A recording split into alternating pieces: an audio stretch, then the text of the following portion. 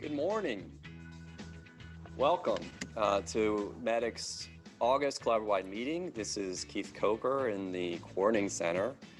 And I just want to reset a little bit about where we are with things for those keeping score. We haven't had a collaborative-wide meeting since 2019.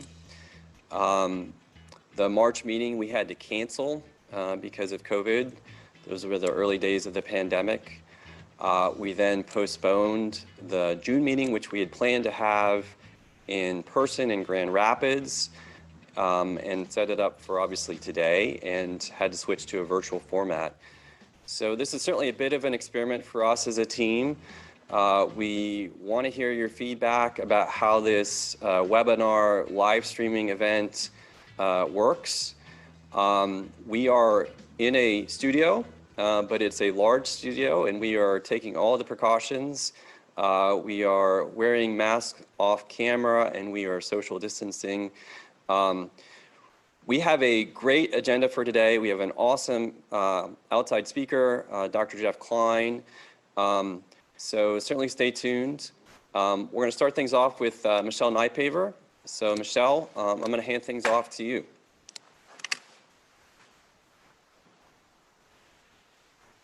Thanks, Keith. So I'm going to take you through a few things just for hospitality, just to remind everybody. Keith has a SAMHSA State Opioid Resource Grant to disclose. The rest of the team, myself, Andy, Carrie, Jason, and Michelle Macy, have nothing to disclose. Really want to get excited about our new recruits. MEDIC is getting bigger. We have an overall strategy to get to 50 by 2024, and we're meeting that goal. Welcome to St. Mary Mercy Hospital in Livonia. Henry Ford is really increasing their footprint. They've added Macomb. They've combined two of their sites, Wyandotte and Brownstown, into one site. West Bloomfield is joining the Henry Ford group as well. Mercy Health in St. Mary's and Grand Rapids is newly aboard. We have one site that has paused their membership due to COVID. That's at Hurley. But right now we're at 23 sites and growing. So we're excited to move forward with you. So we want to, again, recognize our newest team member, Carrie Smith. She's going to tell you a little bit about herself. She's the clinical info analyst for the MEDIC program. She largely works with the data abstractors and does a fabulous job with connecting with them and to make sure that the data that you submit is as accurate as possible, which then turns into our performance measures. So she has a tall job. So the agenda today in front of you, you should have been sent that in your materials via email. This little brief moment is to just tell you a little bit about where we are with MEDIC. This will be followed by Andy Scott taking a deep dive into our overall 2020 P4P strategy, as well as our guest speaker, Dr. Jeff Klein, who will be joining us at 10. So we're doing things a little bit differently because of the virtual format, and we want to make sure everybody is aware of that. Specifically, in past Zoom meetings, we had you use the chat function, and today we are not going to do that. So to ask a question or share a comment at the bottom of your screen, you're going to text, I should say type into the Q&A box your question. Megan is sitting off camera. She's going to collate those questions as they come in, and we're going to be able to tackle those. So it's going to be very important for you to recognize that, and we truly want your input, so please, by all means, you are welcome to do so. And just remember, the time is going to be allotted after every section we go through on our agenda, so that you'll have time to discuss or get your question formatted and asked.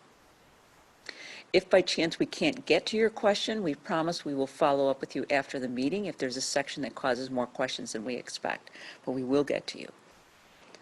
So don't forget, we offer CME credit for those who are new, in this case 2.5 AMA PRA Category 1s.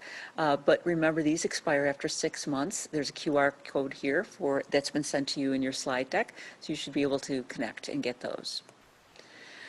We really, really want to tell everyone that your survey, your feedback is very important. So please understand that you will be emailed a survey after this meeting, probably within 24 hours. So look for that in your email and want to make sure that you do give us some feedback so we can improve. It's very important to both us as well as Blue Cross Blue Shield to make sure that we're serving you as best we can. So we want to give a big shout out to, as Medic grows and becomes more impactful, we're beginning to get onto the national stage with our work. The JAMA Health Forum highlighted a piece by both Keith Coker and Michelle Macy recently, as well in the emergency department patients in the early months of the coronavirus disease 2019 pandemic. What have we learned? It was an excellent piece if you haven't caught it.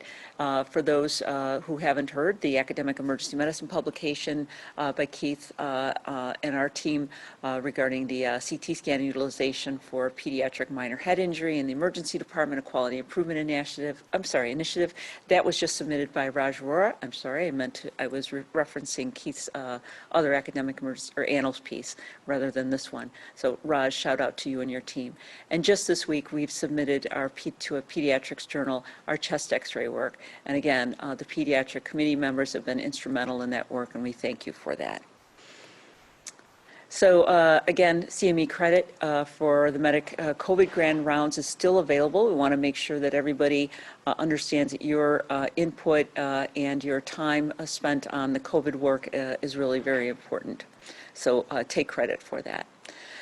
So we're going to go over a little bit about the past 6 months. As Keith highlighted, you know, all of us were dramatically impacted by COVID, and we're going to show you just how that impacted the overall data registry. This is a slide that depicts the Medic ED weekly volume from January 1st, 2020 to June 30th, 2020. And you can see the significant dip in weekly case volumes. This is the collaborative as a whole. So this isn't one site, this is all of us, really largely between the March period when COVID really kicked off till likely the first week of June. We all took a major deep dive in our overall volumes. In terms of the abstraction work, remember some of us, unfortunately, were redeployed, our abstractors during this work to try to make sure that although Medic, the registry is only as good as the data submitted, so some of the abstraction was affected by that as well. So again, the volume by abstraction from January 1st to June 30th by the case cohort of the quality measures that we are currently working on. You can see the differences here from the chest pain, head injury, PE, and the pediatric respiratory. The abstraction process was significantly impacted. Similarly, when you look at year-over-year comparisons from 2019 to 2020, you can see the significant change in 2020 monthly ED volume. So by specific quality measure, when you look at the weekly numbers of adult head injury cases in the cohort, all of the quality measures I'm about to discuss, including the adult head injury measures, were all deeply impacted in this year, but have almost recovered to their pre-pandemic levels.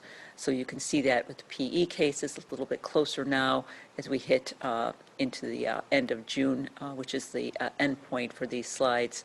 The pediatric respiratory cases, again, still a bit of a gap. So clearly the pandemic was a significant force and impact on the data registry, and we're going to talk a little bit about that impact and how we're going to interpret and score Medic moving forward. But I want to just give you a visual highlight of what happened. Similarly, at each of our collaborative meetings, we also talk about our performance over the previous segment of time since our last collaborative-wide meeting. So this is our Medic Quality Initiatives dashboard and looks at each of our quality measures. And you can see that the adult head injury measure, which is supposed to be trending up, is trending down just a little bit when you look at it, comparison from 2019 to 2020. But remember, the data is really from January to March as we've pause the data after March, likely due to the pandemic. But you can see that pediatric minor head injury, which is supposed to be trending down, had a significant trend up. The pediatric minor head injury intermediate use versus overuse, again, significantly trending up when down is better. The adult CT for PE, pretty on point, hasn't really changed, which is an interesting finding. And then pediatric respiratory illness, again, trending, the normal trend would be expected would be down, but is trending up. So I'm setting ourselves up for some discussion about taking a deeper dive as Medic moves forward into 2021 and really focusing our attention on CT use for head injury. So the Medic VBR report, remember our goal as a collaborative, as a team, is to perform in the green segment of this chart. So this is the report for the percent CT scans for appropriateness for the adult head injury measure. And you can see up until February of 2020, we were moving in the right direction. Similarly, for the CT injury overuse for the pediatric component, we were also trending in the correct direction to get VBR in the green segment. For the intermediate CT use for the children head injury, we are slightly trending in the wrong direction for VBR and that measure. So I'm happy to take questions about this. Again, these slides were depicting up until the COVID pandemic really hit in March, and we're going to talk further in this collaborative-wide meeting about that, but I'll take questions now if anyone has them.